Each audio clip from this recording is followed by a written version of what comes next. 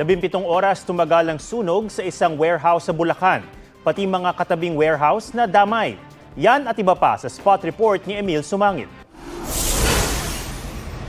Mag-aalas 11 kagabi na sumiklab ang malaking sunog sa isang warehouse sa Pulilan, Bulacan. Mabilis kumalat ang apoy kaya pati mga katabing warehouse na damay, umabot ito sa ikalawang alarma. Pasado alas 4 ng hapon nang mapula ang apoy, inaalampasan ni nasunog at ang kabuang halaga ng pinsala. Ganito karami ang SIM cards na nakumpiska ng Presidential Anti-Organized Crime Commission sa niraid nilang scam hub sa Pasay City kamakailan.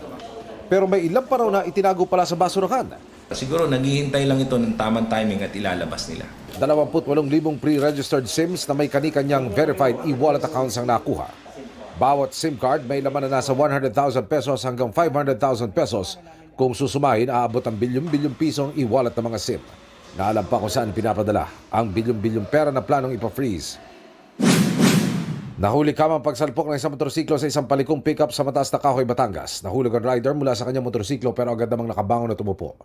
Dinala siya sa ospital para magamot. Nagkausap na raw ang driver ng pickup at rider kaugnay sa danyos.